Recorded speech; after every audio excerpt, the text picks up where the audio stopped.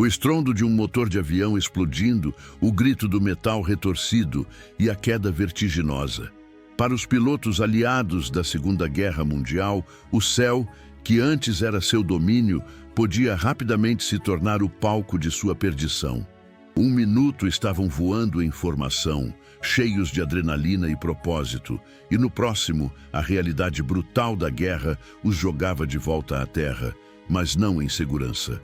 O paraquedas, um fio tênue de esperança, os entregava a um destino incerto: captura. Era uma palavra que carregava consigo uma miríade de medos. Mas um deles, talvez o mais insidioso e prolongado, era raramente imaginado em sua plenitude: a fome. Não era a fome aguda de um dia sem comer ou a dieta controlada de um treinamento rigoroso. Era uma fome que corroía a alma, que redefinia a própria essência da existência humana. Uma fome que transformava homens orgulhosos e bem alimentados em sombras esqueléticas, cujas vidas giravam em torno da próxima e sempre insuficiente refeição. A transição de uma vida onde a nutrição era um dado adquirido, parte do sistema de apoio de uma das maiores máquinas de guerra da história, para a escassez calculada e a privação extrema dos campos de prisioneiros de guerra, os infames POW Camps, era um choque que poucos conseguiam processar inicialmente. Quando o chão finalmente os recebia, muitas vezes com a hostilidade de uma população inimiga ou a frieza de um oficial militar adversário, o primeiro pensamento era sobre a sobrevivência imediata.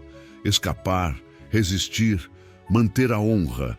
A comida, naquele momento inicial, era uma preocupação distante, obscurecida pelo perigo iminente e pela incerteza.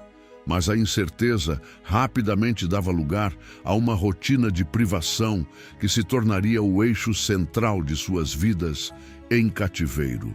Os campos de prisioneiros, fossem eles os Stalag Lufts, operados pela Luftwaffe na Europa, ou os campos brutais supervisionados pelos japoneses no Pacífico, tinham uma coisa em comum: a alimentação era quase universalmente inadequada.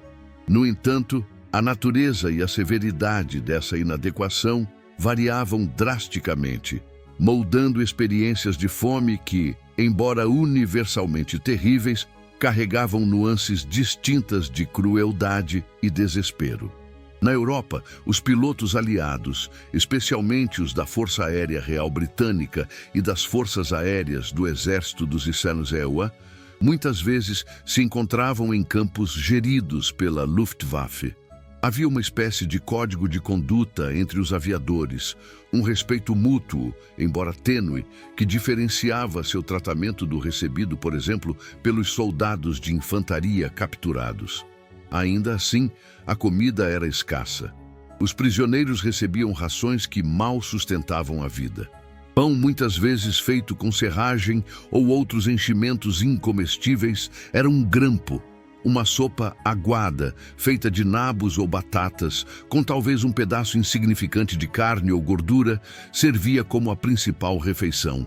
Café de cevada ou um substituto amargo e talvez um pedaço de margarina rala completavam a dieta diária. Era uma dieta que os mantinha vivos, mas mal. A cada dia, os corpos dos prisioneiros clamavam por mais. Seus metabolismos desaceleravam, seus músculos definhavam e seus ossos se tornavam mais proeminentes sob a pele flácida. A introdução das parcelas da Cruz Vermelha foi para muitos a linha entre a vida e a morte. Essas parcelas, contendo itens como carne enlatada, spam, biscoitos, chocolate, cigarros e outros produtos essenciais, eram um salva-vidas. A chegada de uma parcela era um evento monumental, uma injeção de esperança e nutrição que podia sustentar um homem por semanas. Mas a entrega era irregular e muitas vezes as parcelas eram retidas pelos guardas, usadas como moeda de troca ou punição. A mera visão de uma pilha de parcelas não entregues era uma tortura para os homens famintos. O racionamento cuidadoso de cada item da parcela se tornava uma arte, um exercício de autodisciplina e engenhosidade. Um único cigarro podia ser trocado por um pedaço extra de pão, ou um quadrado de chocolate podia ser saboreado por um dia inteiro, mordida por mordida, para prolongar o prazer e a energia. A fome na Europa, portanto, era uma fome de privação constante, pontuada por breves alívios e pela ameaça sempre presente de uma escassez ainda maior. Os homens sonhavam com comida, falavam de comida e planejavam refeições futuras em detalhes minuciosos. As conversas mais comuns não eram sobre a guerra ou a liberdade, mas sobre os banquetes imaginários que teriam ao retornar para casa. A mente, tentando compensar a falta física, criava fantasias culinárias vívidas, que muitas vezes terminavam em um despertar doloroso para a realidade do estômago vazio e da barriga inchada. Mas se a fome na Europa era um fardo pesado, no Pacífico ela era uma arma. Os prisioneiros de guerra, nas mãos dos japoneses, enfrentavam um regime de privação tão extremo que beirava o genocídio. A filosofia japonesa, que considerava a rendição uma desonra, estendia-se ao tratamento de seus cativos, que eram vistos como menos que humanos. Para os pilotos aliados que caíam nas mãos japonesas, o choque era ainda maior. Acostumados à camaradagem e aos recursos abundantes de suas forças aéreas, eles eram jogados em um inferno de fome e brutalidade. As rações nos campos japoneses consistiam, na maioria das vezes, em pequenas porções de arroz mal cozido, muitas vezes infestado de insetos, e água. Não havia parcelas da Cruz Vermelha, ou se havia, eram raras e sistematicamente roubadas pelos guardas. A dieta era tão deficiente em proteínas, vitaminas e minerais que os prisioneiros rapidamente sucumbiam a doenças da fome. Beriberi, causada pela deficiência de tiamina, fazia com que seus corpos inchassem e seus corações falhassem. Pelagra, por falta de niacina, levava a dermatites severas, diarreia e demência. Escorbuto, pela ausência de vitamina C, causava sangramentos internos, feridas que não cicatrizavam e a perda dos dentes. A disenteria era endêmica, acelerando a desidratação e a perda de nutrientes. Os prisioneiros no Pacífico não apenas enfrentavam a fome, mas também eram forçados a realizar trabalhos extenuantes. A construção da ferrovia da Birmânia, por exemplo, foi um projeto infame, onde milhares de prisioneiros foram literalmente trabalhados até a morte, comendo apenas arroz e água, sob o sol escaldante, sofrendo de doenças e maus tratos. A fome não era apenas uma consequência da logística de guerra, era uma política deliberada de extermínio lento, uma forma de quebrar o espírito e o corpo, até que a morte fosse uma libertação. Nesses campos, a obsessão pela comida atingia níveis inimagináveis.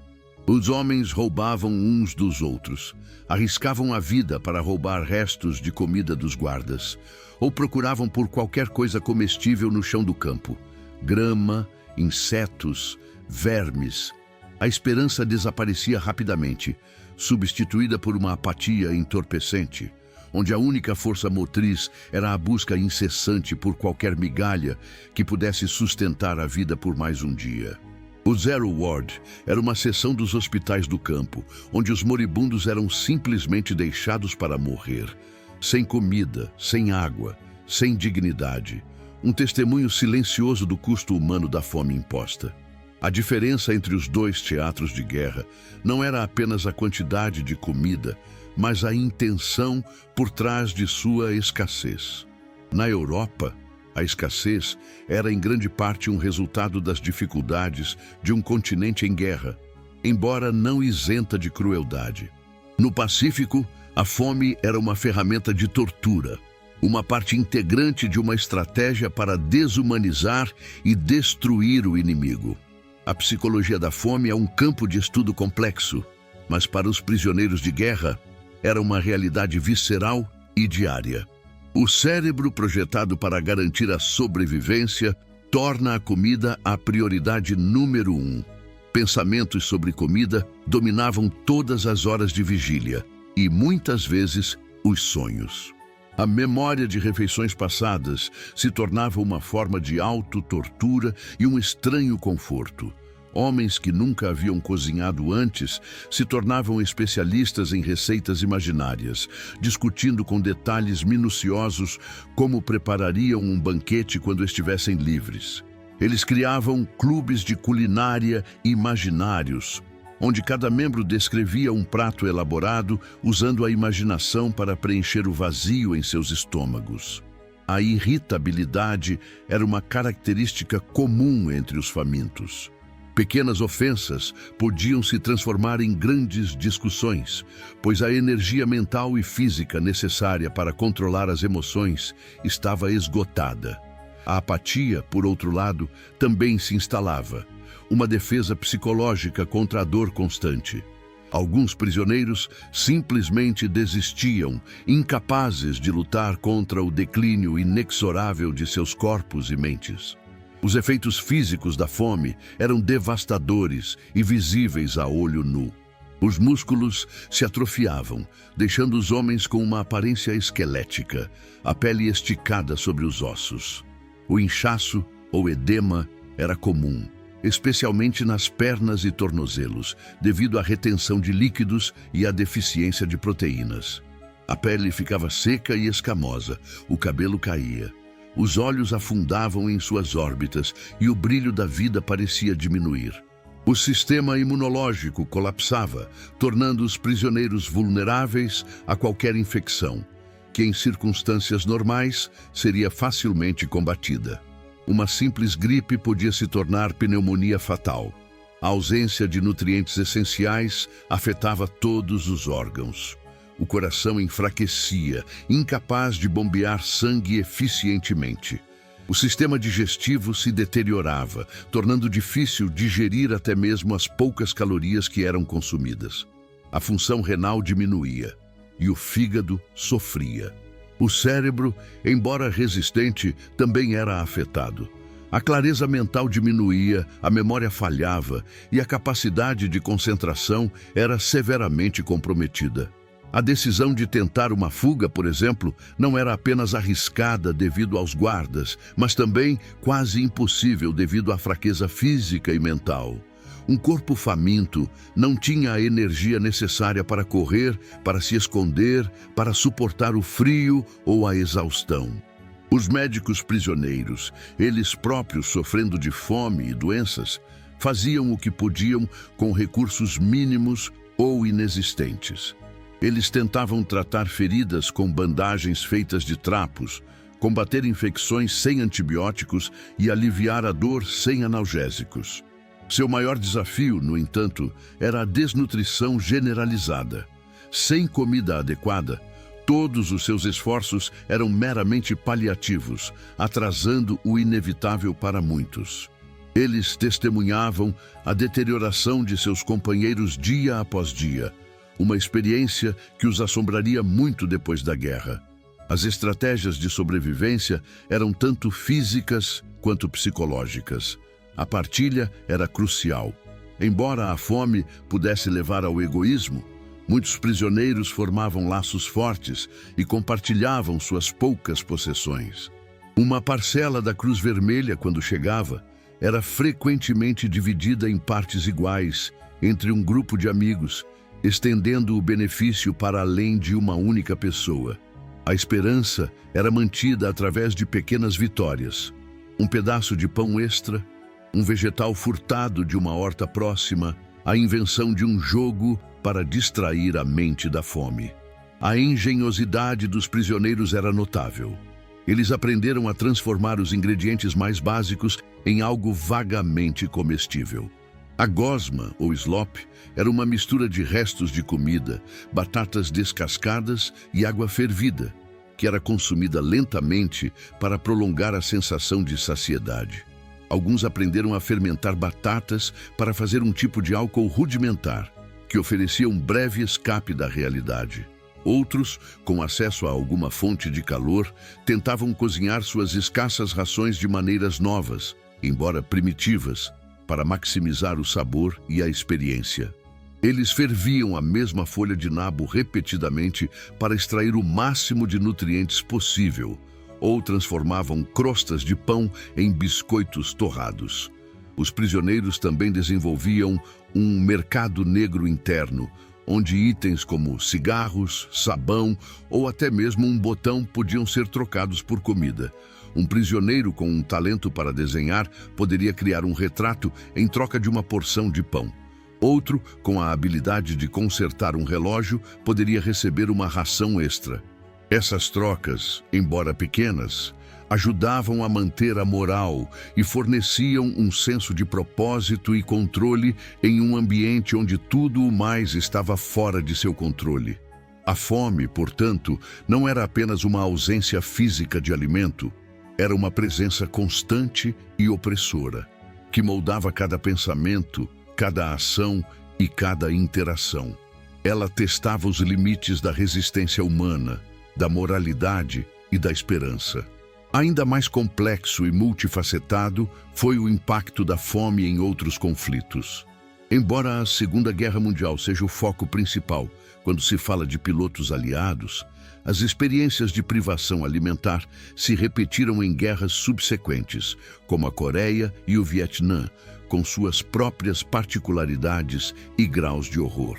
Na Guerra da Coreia, os pilotos da Força Aérea dos Sipyua, capturados pelos chineses e norte-coreanos, enfrentaram um tipo diferente de tormento. Além da fome, que era severa, havia uma campanha sistemática de lavagem cerebral. A comida era usada como uma ferramenta de controle, concedida ou negada para forçar a cooperação ou a confissão de crimes de guerra fabricados. As rações eram escassas, milho moído, às vezes um pouco de carne de porco gordurosa e vegetais indefinidos. E a qualidade era péssima, levando a graves deficiências nutricionais e doenças. O frio intenso do inverno coreano, combinado com a falta de nutrição e roupas adequadas, resultou em inúmeras mortes por pneumonia e hipotermia. A fome não era apenas uma questão de sustento, mas de submissão ideológica, onde a mente e o corpo eram atacados simultaneamente. No Vietnã, os pilotos americanos capturados, muitos deles abatidos sobre Hanoi, foram levados para campos como a infame Hanoi Hilton. A fome nesses campos era menos sobre a escassez absoluta de calorias e mais sobre a privação calculada e a má qualidade dos alimentos. As rações consistiam principalmente de abóbora cozida, arroz e um pouco de pão, muitas vezes em quantidades insuficientes para sustentar a saúde. A água era frequentemente contaminada, levando à disenteria crônica. Embora as parcelas da Cruz Vermelha fossem permitidas em algumas fases, elas eram frequentemente retidas ou distribuídas de forma irregular. A tortura física e psicológica era generalizada, e a fome era um componente integral desse regime de tormento. Um corpo enfraquecido pela fome era menos capaz de resistir à tortura, tornando a privação alimentar uma tática eficaz para quebrar a vontade dos prisioneiros. As condições sanitárias eram deploráveis e as doenças como a malária e a tuberculose eram comuns, exacerbadas pela desnutrição. Essas experiências subsequentes reforçaram uma verdade brutal. A fome em cativeiro não é um mero acidente da guerra, mas frequentemente uma arma, uma ferramenta de controle e, em seus extremos, uma forma de extermínio lento. O momento da libertação era agridoce. A alegria indescritível de ver as tropas aliadas ou de ser resgatado era muitas vezes acompanhada pela realidade chocante da própria condição física. Muitos prisioneiros estavam irreconhecíveis para suas famílias e amigos, simples esqueletos com a pele flácida, os olhos vazios e a mente atordoada. A visão de comida em abundância, que antes era o objeto de seus sonhos mais selvagens, podia ser esmagadora e até mesmo assustadora. O processo de realimentação era perigoso. Após meses ou anos de inanição, o sistema digestivo e o metabolismo do corpo estavam severamente comprometidos. Uma ingestão repentina e excessiva de alimentos podia levar à síndrome de realimentação, uma condição potencialmente fatal, onde o corpo reage negativamente ao rápido influxo de nutrientes, causando desequilíbrios eletrolíticos e falha de órgãos. Os médicos tinham que monitorar cuidadosamente a realimentação, começando com pequenas porções de alimentos leves e nutritivos, aumentando gradualmente a quantidade. A recuperação física era um processo longo e doloroso. Muitos prisioneiros tinham danos permanentes em seus órgãos, problemas crônicos de digestão, sistemas imunológicos comprometidos e doenças que os acompanhariam pelo resto de suas vidas. A imagem no espelho de um corpo quebrado era um lembrete constante do que haviam suportado, mas as cicatrizes mais profundas eram muitas vezes invisíveis. A fome deixou uma marca indelével na psique dos sobreviventes. Muitos desenvolveram transtorno de estresse pós-traumático, TEPT, com pesadelos recorrentes, flashbacks e ansiedade extrema. A obsessão por comida, que havia sido uma estratégia de sobrevivência em cativeiro, muitas vezes persistia na vida pós-libertação. Ex-prisioneiros eram conhecidos por acumular comida, por guardar cada migalha, por comer compulsivamente, mesmo quando não estavam com fome. A ideia de passar fome novamente era tão aterrorizante que eles se sentiam compelidos a garantir que nunca mais estariam em tal situação.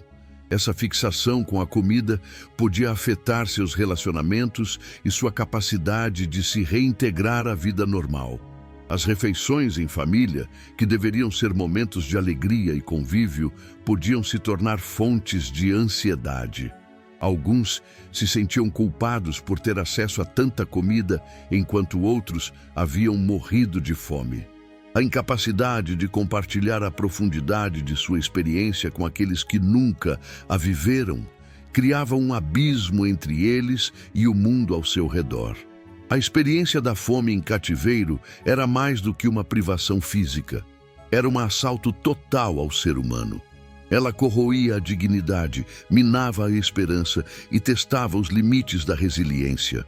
Para os pilotos aliados, que voaram com coragem e esperança, o destino de se tornar um prisioneiro de guerra e enfrentar a fome inimaginável foi uma prova que poucos poderiam ter previsto em seus piores pesadelos. Suas histórias, embora dolorosas, são um testemunho da capacidade humana de suportar o insuportável, de encontrar pequenas faíscas de esperança na escuridão mais profunda e de lutar pela sobrevivência contra todas as probabilidades.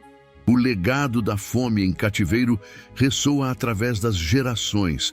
Ele nos lembra da fragilidade da vida, da importância da nutrição e do custo humano devastador da guerra. Essas experiências não são apenas capítulos da história, são lições eternas sobre a crueldade e a resiliência, sobre a capacidade de suportar e a necessidade de recordar. A memória desses homens, que enfrentaram a fome mais profunda e ainda assim se agarraram à vida, serve como um poderoso lembrete da força indomável do espírito humano. Se você achou este relato das provações dos prisioneiros de guerra aliados importante e esclarecedor, considere se inscrever no canal para mais histórias sobre coragem, sacrifício e a resiliência humana em tempos de conflito.